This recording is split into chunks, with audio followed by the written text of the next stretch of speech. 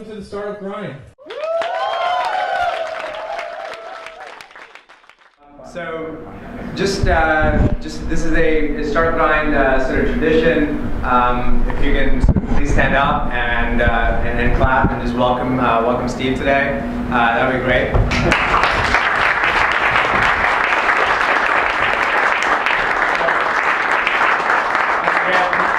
Thanks for coming. And a little background to Steve. I think actually there are a lot of people here who know Steve and may even work for Steve. So this might be a little rehashing, but Steve is a North Carolina native. Went to Keenan Flagler, went to UNC, graduated back, a couple of years ago. Long time ago. Went and started a company called Medfusion in 2000. Grew it organically for a while, took a little bit of money on, and then exited to Intuit for $91 million. Went and ran Intuit Health for 3 years and is now recently back in the Triangle area growing his company again. So that's about as much as I know about Steve, so I'm looking forward to learning a little bit more, and hopefully you are as well. So with that, I guess we'll get started, and I'd love to hear a little bit about there's a lot of gaps in my story, right? So what you did right after school that led you to that point where you decided that Medfusion was a thing that you really wanted to do. So tell us what you did right after coming out of Keenan Flagler. Was it called Keenan Flagler back then? Gosh, I'm that old. Sorry, I just dated Steve. Old North State back then. So the economy was a lot better than it is now when I was coming out of school. I had 18 job offers, and I decided to take one on 9th Street in Durham, right down the road.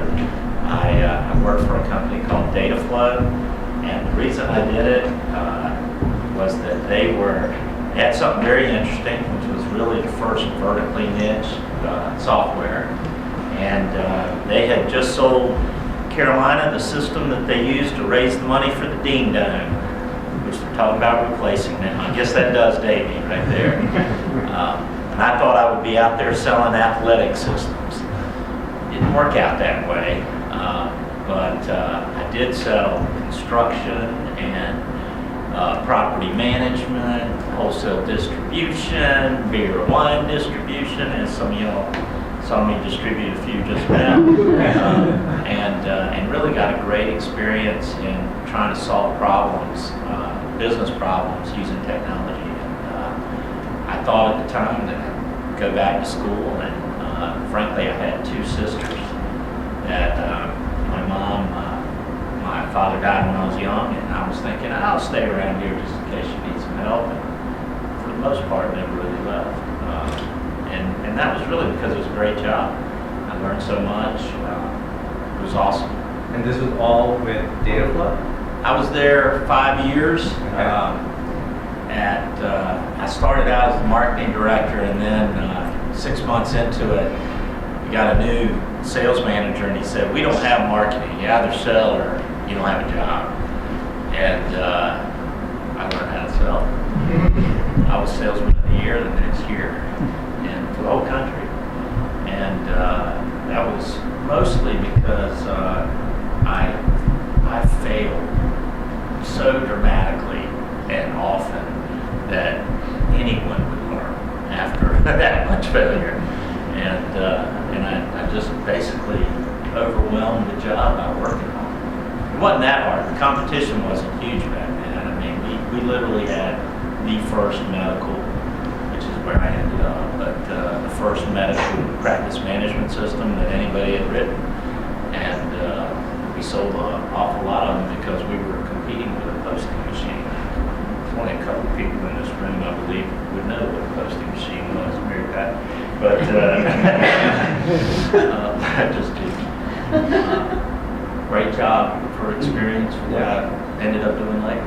So did you, I guess growing up, did you think that you were going to go into sales? Is that why you went and did a business degree, or was this something that you just landed up in by chance? I had 18 offers. None of them were in sales. In fact, I had a very negative impression of what it was to sell from just my experiences growing up. I didn't have any exposure to a professional problem solver. All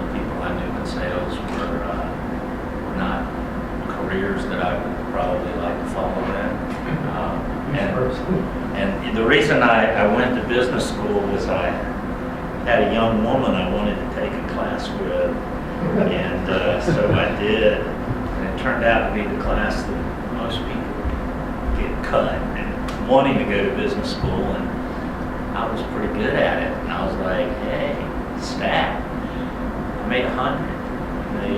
They asked me to be a TA the next semester, and I was like, hey, this is a lot better than philosophy, which there was no right answer for. I learned on the second exam. Interesting. So you talked a little bit about failure, right? And I think that's something as an entrepreneur you have to be intimately familiar with. Can you tell us a little bit about how some of the lessons that you learned helped you implement things with Medfusion that you otherwise wouldn't have seen? Oh, I have failed often, and embrace it. I embrace it in my employees. I want them to fail. I think if you fail, you're trying hard, and it's acceptable. And so, from a lesson perspective, I actually do have, and I always have had a folder that I keep in my top drawer called lessons. Those are the ones that hurt, that, gosh, I really don't want to make this mistake again. How can I look back on this experience and what could I do better? And I never stopped failing. I had some colossal failures in the fourth quarter, with an acquisition we were trying to do, and it didn't work out great. The next time I'm going to do things a little differently. So I think it's that reflection of, wallowing in the despair and deciding you don't want to be there again, that, we all experience, but I experience it pretty acutely. So, I'm sitting here saying I love to fail.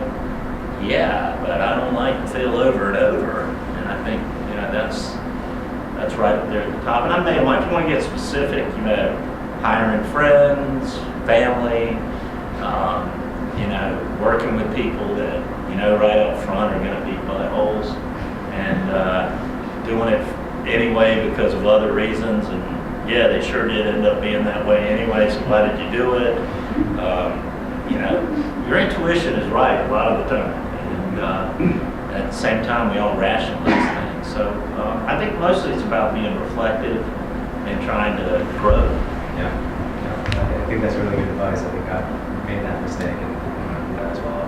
Hiring friends and not going so well.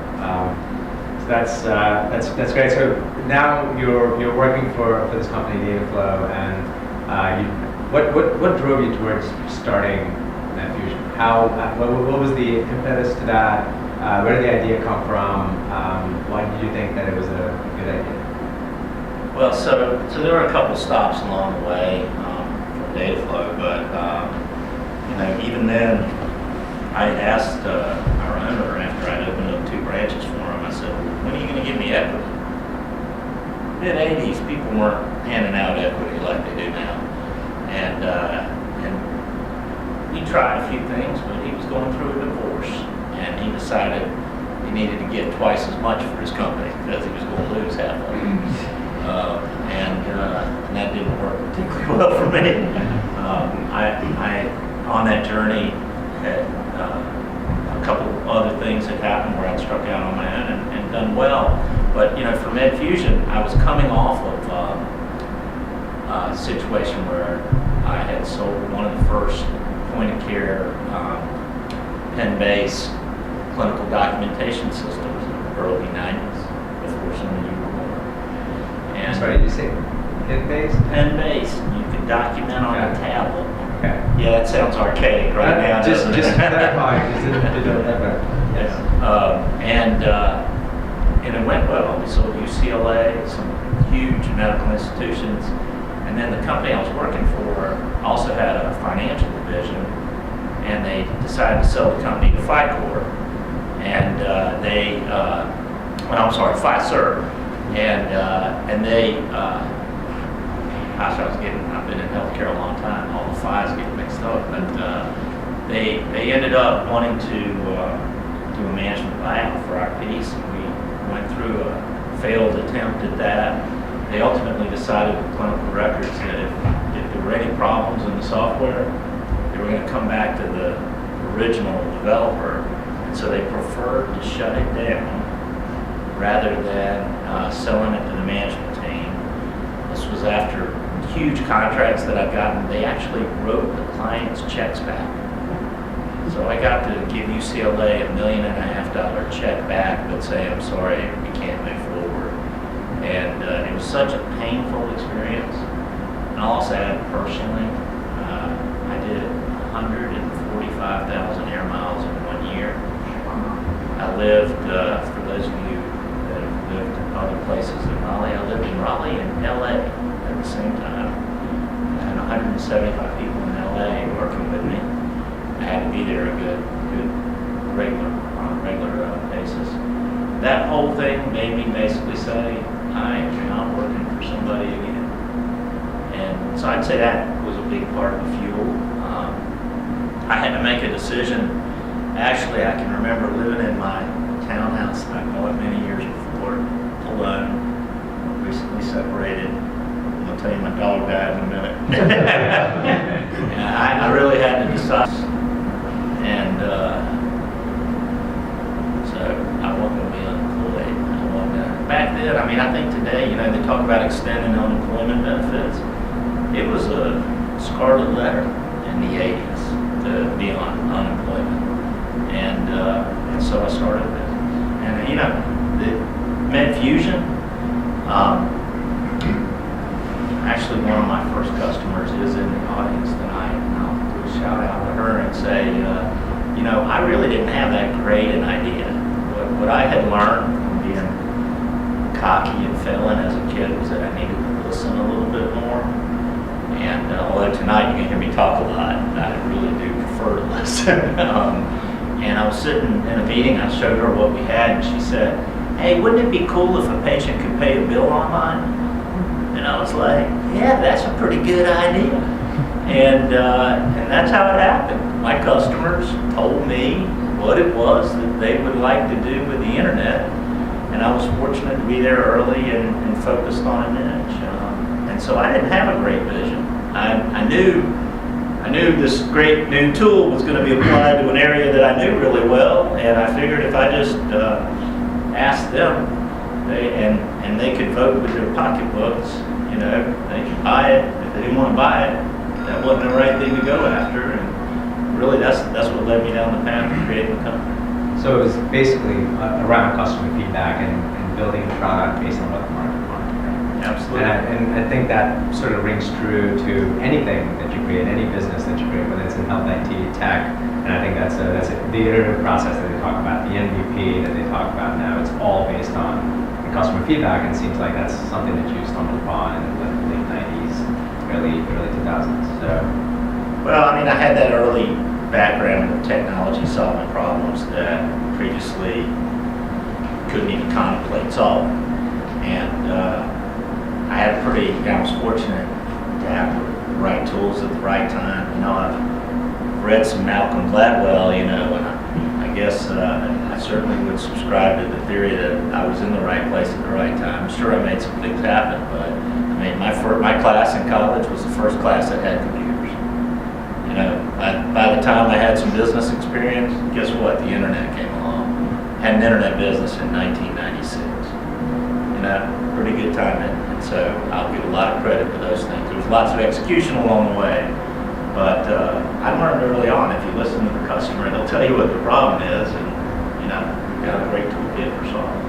Yeah, I think that's a lesson that a lot of people take a long time to learn. They throw out technologies and products that might not really fit the market. So that's really good advice. So your decision on what the opportunity was really came from customer feedback. What were the first few days or the first few months of building this like? So you already had a tech company. I'm assuming you had connections with developers, but you're not a technical guy, right? You weren't the one building the product. Am I right? You are not right. I took 6 months off. Well, here's so the first project that I did. I hired a contractor. I spent so much time explaining to him what I wanted that I was like, I better learn how to do this. And I took 6 months off and learned Microsoft Visual Studio 1.0, which was a piece of crap. And it's a lot better now, but I learned how to literally write interactive web pages, and I did it long enough that I knew that I needed to hire somebody else that could do it a lot better than me, but I was able to, sort of have a pretty good idea of when they were shooting me the bull or not. And that was critical over time. I've literally done every single job in our company. I've done accounting, implementation, support, sales, you name it. And I think in my case, it gives me a rock to stand on when I'm challenged. Everybody that works with me know that I use that rock. But it's helped our execution. Sure. So learning the skills of actually building the product was critical in you understanding all the different roles and understanding how the product gets. I have a lot of passion about doing things right and simple. I'm that guy that when he uses a product, somebody in here today was telling me about their product, I was like, why is it that I had to, I'm always that guy that is never satisfied constructively. And so when you have that much passion about it, if you're not in the product, solving the problems, it's kind of hard to step back and bring it when you're in a sales presentation or telling how can you look your employees, let alone your customers, in the face and say, hey, we really care, when you haven't shown that you care. And so for me, that's sort of one of my main things that I care. I get a lot back out of it when I put something in that book. So don't just be the business guy, also learn how to build. I can't tell you how many people, my friends and people I've known that have failed. Really, they fall into two big categories. One, they weren't really close to the problem they were trying to solve. They weren't eating, sleeping, and breathing either the problem or the solution. For me, I go at it from the problem. And then the second thing was they couldn't sell. Everyone I know that hired somebody else to sell it, they failed. Every single one. If you can't sit there across from a customer and make a compelling argument for why they should be working with you, and you're counting on someone that they don't have everything all in, like you do, to get it done, I'm not, I wouldn't have gotten where I've gotten if lots of other people weren't able to do that. But I'm talking about those first 1,000 customers, sitting across from them, soaking that in, following back up with them. What else can I solve? I think that makes you relevant. Yeah. So you talk about the customers and being all in, and so that goes for pretty much everybody you hire, right? At least in the early days. So how did you find those people? Like, what was that process like? Who did you go talk to? These people from previous companies? So two of those folks from the early days are back with me, and a lot of the hires were from people that I knew. I said I'm looking for, I guess you would call it networking, and I don't see myself that socially oriented, so it was much more focused on what the need was. But I'll tell you that from very, very early on, I hired an HR person to focus on recruiting. I think that your talent is, the propulsion to getting where you want to get. I mean, for us, 85% of our costs are labor. For most software businesses, that's the way that it is. You want to get the best people, you're paying them. That's what, is going to make you successful or not. And so having a real effort around recruiting, how you do the interviewing, how you create a big enough funnel on the top end, and not to droll on here, but and then holding them accountable. I mean, everyone that has worked with me before, they knew what they were getting into when they came back, which was, if you're getting your stuff done, you're rewarded. I'll laud you.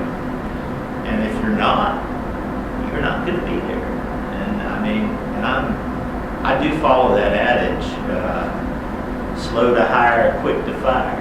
I think there's something there, in that you want to make sure that you're getting the right people, and if they're not doing the job, you want to have, for the sake of everybody else that's involved. You don't want that one person that's a black hole.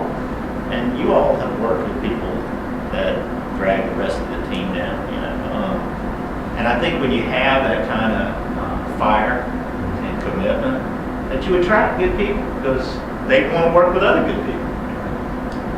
So you say slow to hire, but then when you're thinking about customers and customer acquisition, well, maybe let's talk about the first maybe few years and how fast you were growing. And but in order to catalyze growth, you do have to take on people, right? So if you're slow to hire, I think it's a balance of how do I hire enough people to support the growth. So how did you think through that process? And it sounded like you already had customers lined up before you even started building product, right? I didn't have any customers lined up. I picked up the phone and would make 180 phone calls a day, and some days I'd get slammed, and the next day I'd wake up and do it again, and I did it myself. So anything I could do myself in the startup mode, I did myself, or learned how to do it. Sure, I hired a lot of people, but I tried to keep N-1 philosophy, and what I mean by that is, if you think you need 5, hire 4. If you think you need 8, hire 7. And you don't need as many as you think. Nothing ever happens as fast as you think it's going to happen. And if you get ahead of your headlights, the risk is that you're going to go under. For me, one of the big turning points in the company was I had 45 people and had moved into a new location. And because I'd had 2 knee surgeries, one after another, both ACL replacements, I kind of had taken my eye off the ball for about 6 weeks. When I came back in to the office, I realized that if we shut down right then, I was going to owe a whole lot of money, and it was going to be ugly. I mean, I didn't even tell my wife, because I was like, minus big number. And I rarely talk about business with my wife, because she would be my worst sales manager. Really, when are you going to get it? When's your check man?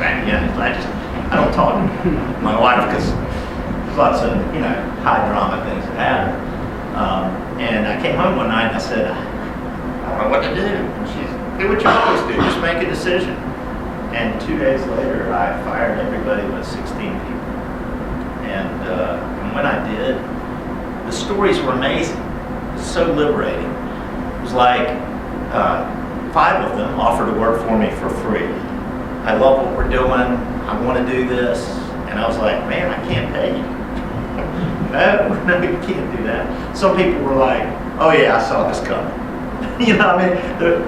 Practically everyone who was going to get let go knew it. And so skinnying down to 16 people, but getting a core group of just, rock stars that you could really, crank with, that's when we started to accelerate.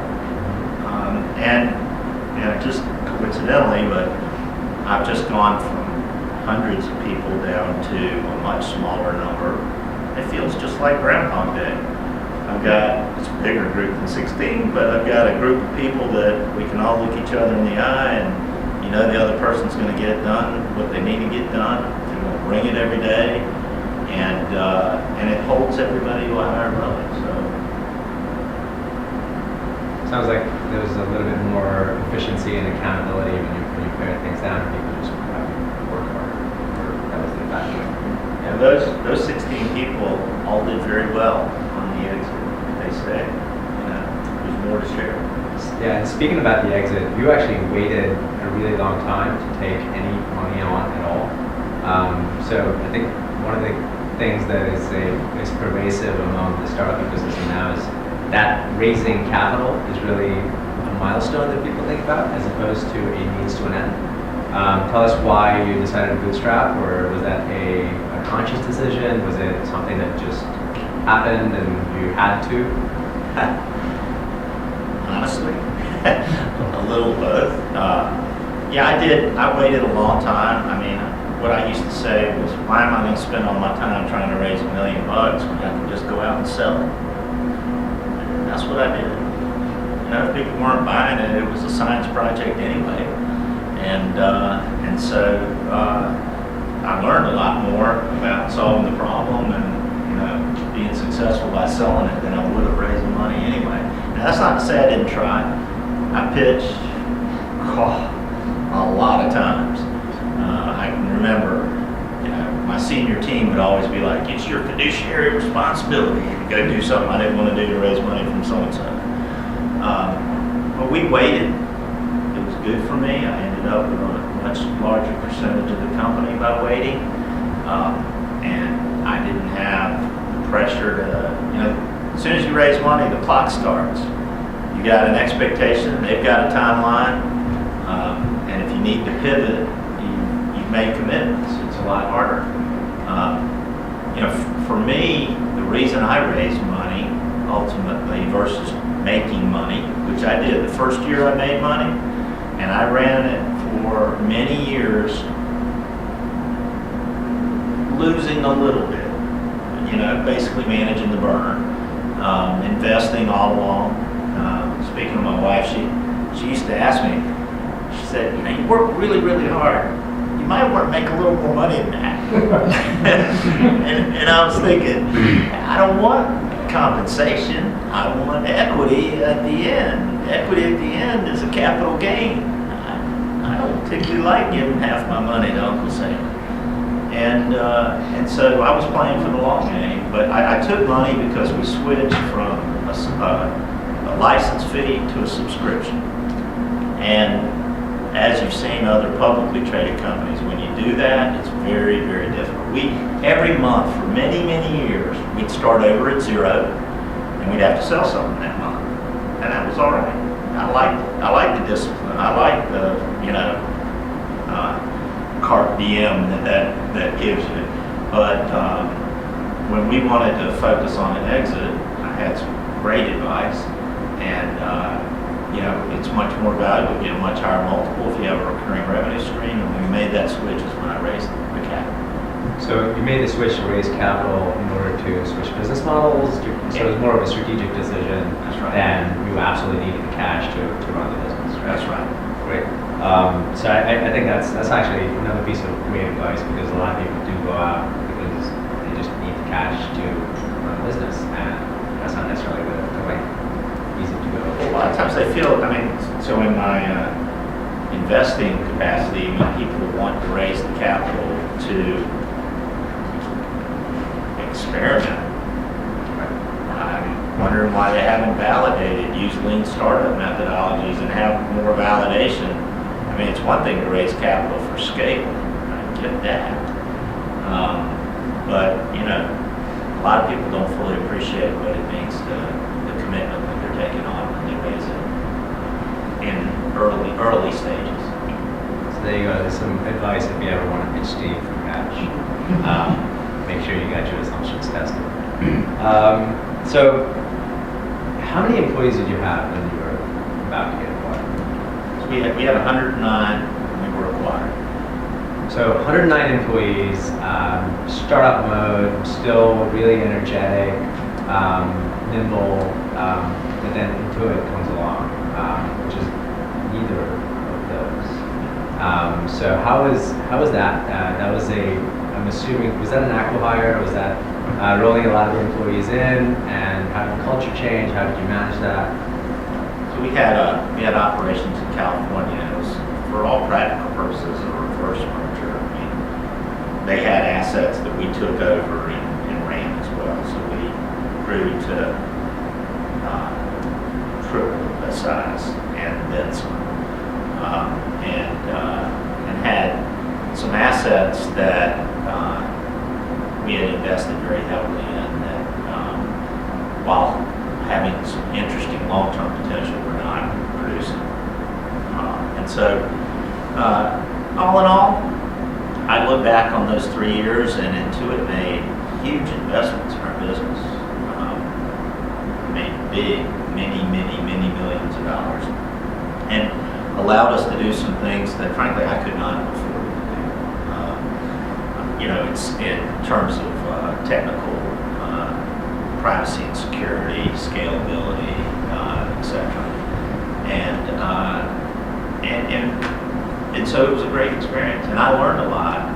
Being able to be a senior officer in the Silicon Valley software giant, the people that I got introduced to were amazing, and very smart, successful, and my surprise, maybe again, I was maybe a little too cocky, but I learned so much, and that's really why I stayed there, past my commitment.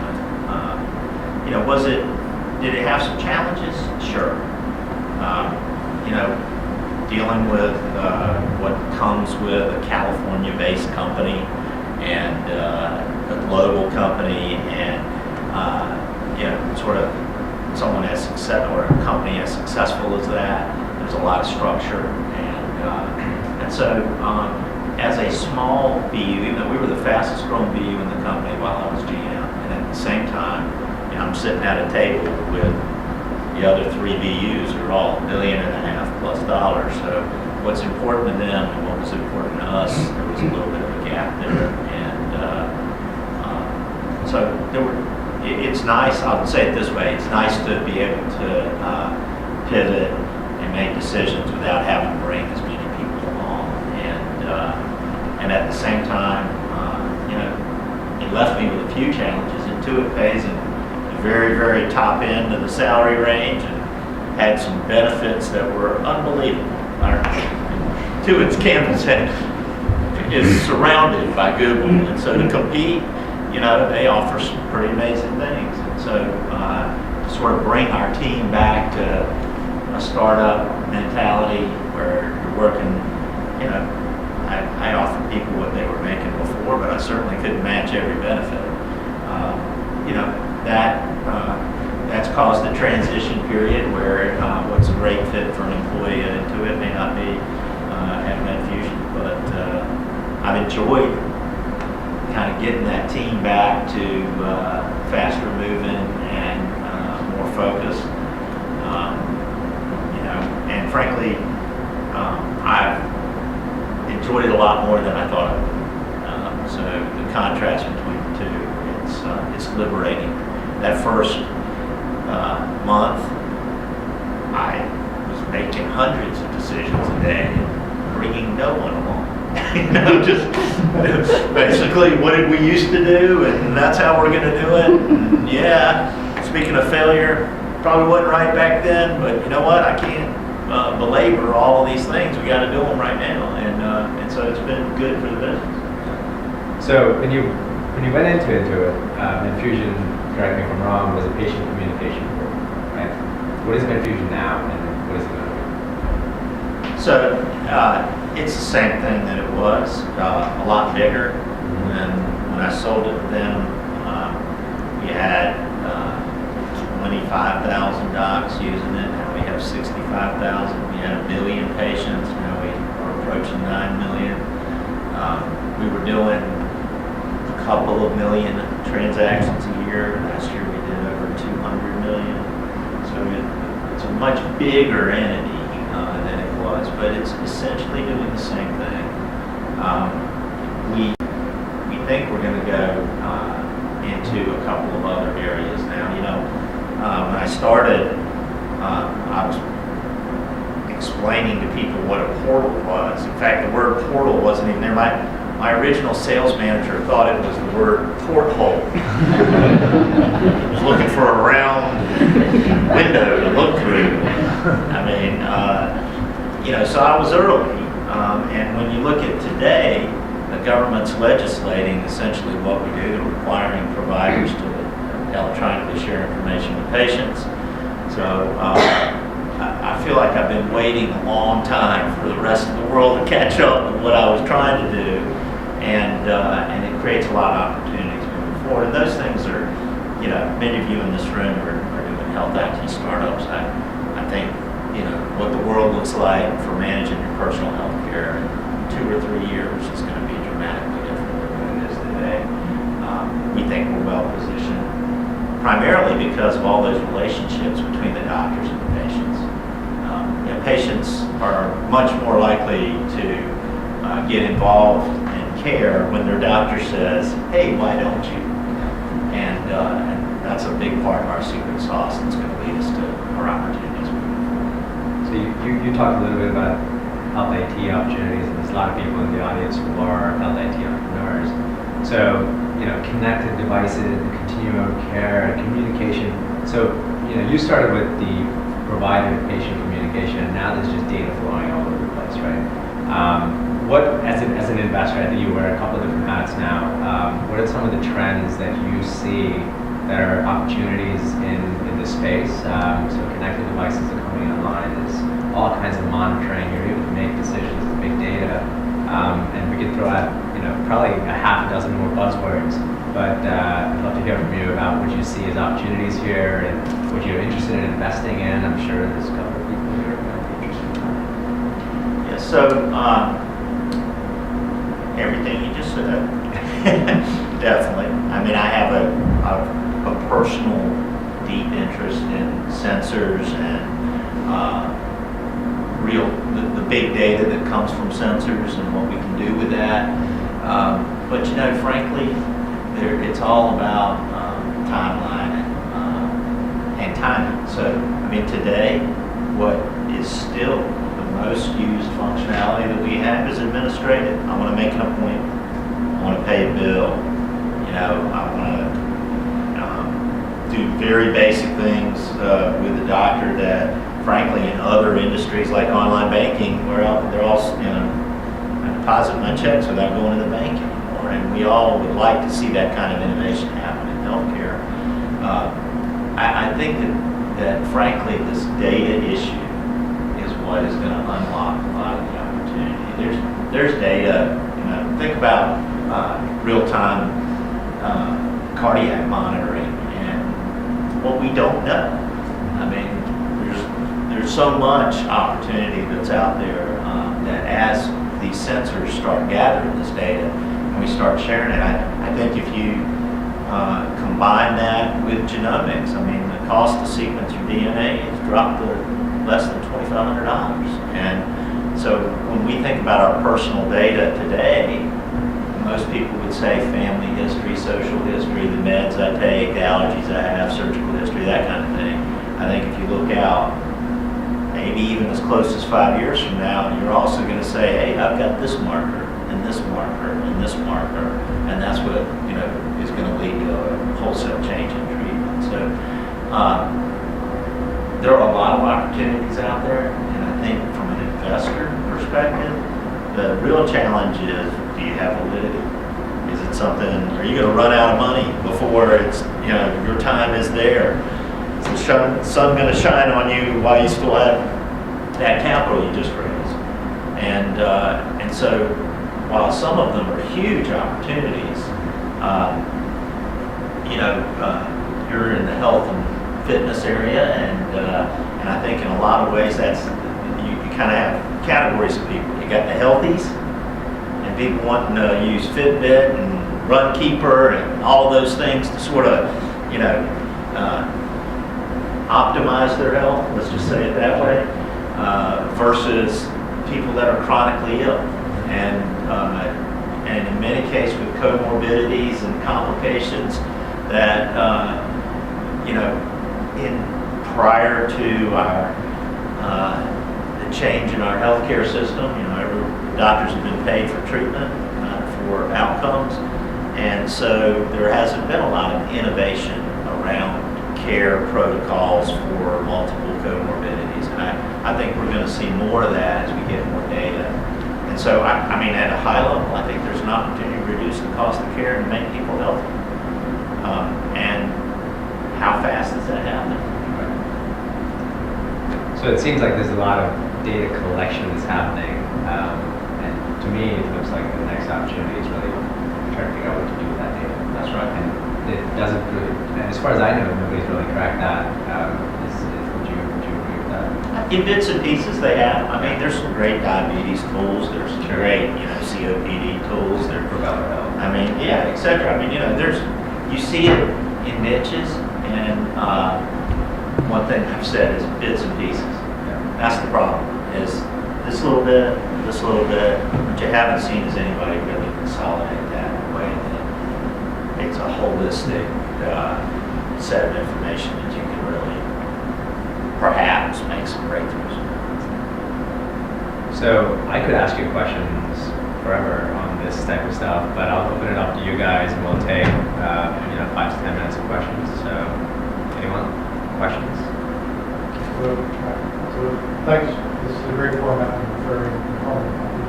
It's supposed to be a fire here, that's what I thought. Next time I'll set fire to place. I thought it'd at least be on the screen. I don't know. Yeah, it was very entertaining to hear you talk about Intuit as the big behemoth, because I remember, and I'm sure you remember too, when they were just a little company quickly. So it's interesting. But the question I want to ask you is, it seems like you're probably in the early days of recognizing the model of software as a service as well. And you talk about licensing fees and transitioning to a subscription. And just wondering your take on the software market in total. I mean, is the licensing model just dead? It's all subscription model? Yes. Right, short answer. It's my Joe Biden answer. So you've gone through this a while ago, right? And you had a great deal of success, and then you moved to Intuit, and you got more into corporate. And then, what kind of keeps you passionate? I imagine you've made a pile of money, and at this point, what keeps you coming in and really focusing on your job day to day? Well, I'll wave this flag all day long. I care about changing people's lives. I want to make a difference. I say I want to dent the universe. I do. I think for me to step back at the point that data is finally being liberalized for the patients, when I probably can do as much with that as anyone, it doesn't feel like I've kind of finished my mission. I do feel like I'm on a mission. It's hard. I like that. I like the challenge, and I think that right now there's more opportunity than there ever has been, probably in any of our lifetimes, to change the way people take care of themselves. And so that's it. It's that passion for that. I'm sure I'll make some money, doing it, but I'm comfortable, and I'm certainly not doing it for the money. I want a business model that works. Certainly, I want us to be able to be sustainable, and I want to be able to provide a lot of value to the people that are working with me. That's sort of an intrinsic part of who I am. I'm one of these guys that when I'm sitting here thinking about how things are going to be, I can envision a lot better the solution that we have today, and being a part of that, building it, making change happen. Everybody that works with me knows that, if they don't feel similarly, they probably shouldn't be there, because when you're really charging at something, everybody will feel that passion about it. I mean, you look at the successful internet startups going way back. Yahoo, when they said, how do you know who to hire? They said, well, we hire people that live the internet lifestyle. And that's what we're doing. People that are with me and myself, I care about people's health. I want people that are with me to want to do the same thing. Yeah, Steve, you were talking about in the early days, you had a little bit of a product, but you were doing a lot of sales calls every day. And you talked about, what did your product look like at that point? Was it saleable? I mean, you were listening a lot to what the customer actually listened to, but you can talk about the product that you had in hand at that point. Sure. So, it started out with I build websites for doctors. So, what do you want on your website? I mean, people literally had no clue. They were like looking up online to find the 5 doctor websites and figuring out what sections they should have. And then, of course, a customer said, hey, can a patient request a medical record, or can they? And what started to happen was they wanted to gather data and then be able to respond to that data. I'll say that a lot of for me, a lot of what I think was sort of our secret to success was what we didn't do. I came from a world where I did practice management, electronic health records, and then full risk managed care. And I can't tell you how many times people would say to me, you know, you're right there. Why don't you just? And you could have an EHR. And you know, so it became pretty apparent that if we focused on just that patient and doctor relationship, nobody else was really doing that. And so we created features around that. And even then, it's not like it took a rocket scientist to figure it out. I mean, if you call a doctor's office, they'll say, press 1 for this, press 2 for that, press 3 for that. So basically, I made a phone tree for the web. And it was just a matter of listening to the customers and how they wanted to use it. So to tie the sales part of your question in, and it grew organically. I mean, you know, I had a customer literally ask for an appointment request. And in my passion to solve problems, I built a whole system around it. You know, not just, oh, here's a little form. I made a way for them to log in, the bag, check it off, make sure they send them a message saying, oh, you're coming in for your physical, bring your meds, and try to really, you know, make the business problem they were trying to solve a lot better. And you know, bit by bit, organically, it grew into, you know, I say organically, it was as the market was ready to pay for it. First of all, great story. Appreciate you coming in. My question really is about, you said early on when you started the company, really hands-on, try to do everything yourself. What was the process for you like when you had to go from that mindset to maybe adding a few employees and start delegating, that transition from your hands-on doing everything to now you've got to manage maybe 5 to 10 employees? Was that transition difficult for you, and what were some mistakes you made along the way? My employees would say it was difficult. I won't. I had a pretty solid philosophy, and I still stick with it today. I try to hire people that are better than me at whatever it is that they're doing. And if they are, then I have the confidence to give up, you know, pick it, and there's always plenty to do. So I've never had a problem in, you know, empowering people and having them do their thing. And of course, for my great lesson was, and be clear what it is you want them to do. And if they get the outcome, let them keep doing it. And if they don't get the outcome, get rid of them. I mean, I was a coach for quite a while in my personal life. And, you know, I think you can give people opportunities and you can teach them. And at some point, it's up to them.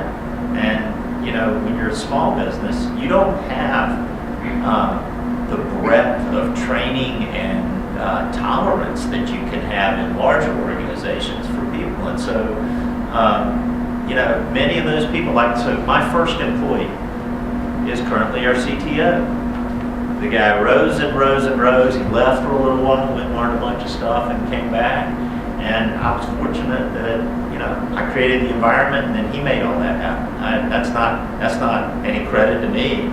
And I would say the same thing. Any kid I've ever coached, you know, they got on the field and did it. And I think it's the same thing with employees. You know, give them the opportunity and let them run. My question is 2 parts. One is, it doesn't have to be in the healthcare landscape, but when you look at the business marketplace, what excites you about opportunity in the business marketplace with products and services? You see gaps somewhere, almost like you came up with your business because you saw a need, the appointment, things of that nature. When you look at the business landscape, what do you see something, you know, man, right there, if I just could do something there, I need to focus on Medfusion. But if I could just do this thing right now, because there's a gap, you know, what can you name a couple of those areas that we could work on? And the second piece is, what are you reading? Like, what are you reading from a blog perspective, a newsletter perspective, papers? Like where are you getting your content for the stuff that you're doing? So, on the opportunity side, I mean, I spent 6 months as an investor, pretty much full time, looking at opportunities, and you know, many of the companies had great ideas. Many around here have great ideas. discussing some of them with y'all just prior to this. What they did not have was distribution. And I think that today, one of the great opportunities is to create platforms that you can pull these bits and pieces we're talking about together and create a meaningful experience for a patient. For instance, you see other companies that have created platforms in other businesses. Some of them are wildly successful, and I think that's part of it. But that's all in the context of, here comes Obamacare. Yeah, probably half of y'all didn't believe it was going to happen. Here it is. It's changing the way payers, the way individuals have responsibility. I was speaking about benefits earlier. Prior to the acquisition, we had an HSA. Intuit had a Cadillac plan. Guess what? We have an HSA again. So when you have $5,000 deductible and you're spending the first $5,000, you think about that a little differently than if everything's covered. And I think when you look at payment reform as part of Obamacare, that's what creates great opportunity, because at the end of the day, for me, and you all have other aspects of this, the patient has to get more involved in their care. It can't be, my mom's in her 70s, and then that generation, the doc told you to do something, you just did it. While I have great respect for physicians and appreciate them in creating my livelihood and lots of problems to solve, somebody was last in their class. And every doctor you want to hear, the reference, that was the best doctor. What they really mean is they had a good patient experience. They didn't make them wait long there. People don't talk about outcomes, and that's gonna shift. So I think that's the great business opportunities around all the things around that. In what I'm reading.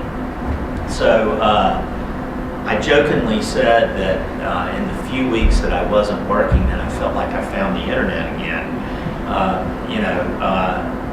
I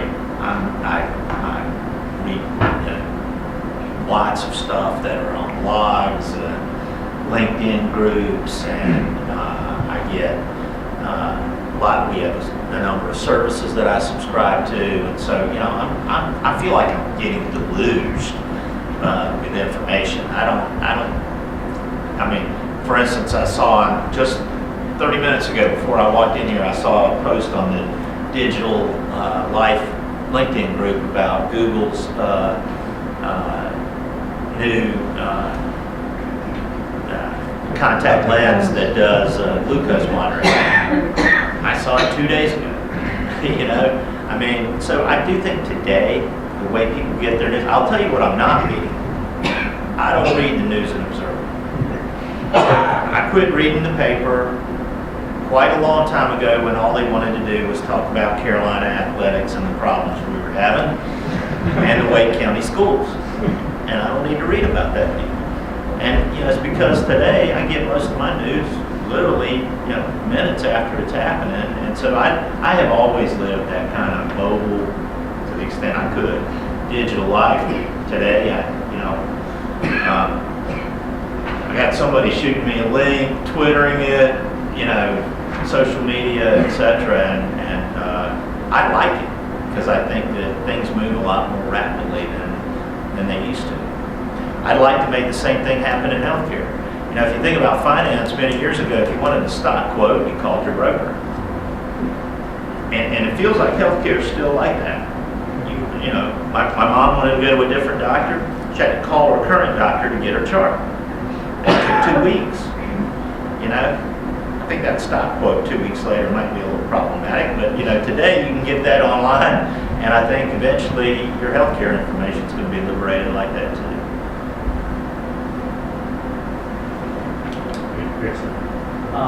On the revenue side, we're talking about the monthly licensing model, which is subscription. For the sales team and the commission-based structure on how to actually deal with the product, there's that first purchase, but then of course you have internal maintenance, which is usually going to a secondary team. And then you've got to make sure this person re-ups, and then you've got to do the upsells and get the secondary commission. What was the structure that you really worked in that, considering the fact that you have support teams and resells and upsells and you have all this person may? how did you kind of work that out? There were some basic models on percentages that you tend to work with, and incentives. That's a great question, and I struggled with that. Frankly, I asked a lot of people about that when we switched to the license model, and none of them had a great answer. So I can sense you may have been searching too. Ultimately, I'll give you a very specific answer. Ultimately, we were signing 3-year contracts, and we paid our reps on the full contract value up front. Did you charge those? There may have been from time to time. I'm sure there's a sales rep out there somewhere saying you charge me back for something, but very, very rarely. We have a history. When we sold the company to Intuit, our cumulative attrition was in single digits. Now that we're larger, I can still say that, but it's still manageable, and we do have a team that makes sure our large customers are receiving value and does more of a CRM function, and we don't pay them on full contract value for re-ups. We pay them on salary with a bonus on how well they manage a trip. What kind of, I'm assuming since you're going with a 3-year upfront, you lower the overall percentage of what the contract was. But like what kind of ranges would you feel? So I'm an old dog when it comes to simplicity, and I've always run sales and marketing at 20% of cost. So I will say, unfortunately, the SaaS model, I'm not saying 20% of annual revenue, I'm saying 20% of contract value. That's all sales and marketing. Right, which is exactly why I took the money. Because if you pay a 3-year commission out, the faster you grow, the more cash you use. So, and it was successful for us. We were able to obviously exit with a nice multiple, but it's tricky. We'll take one more question, and then we'll hang out for like 5 minutes afterwards. We'll have a beer outside, and you can ask Steve if you want. I think we have a question in the back. That's right. I'll take 2. Sure. Just picking up on the last discussion point on revenue.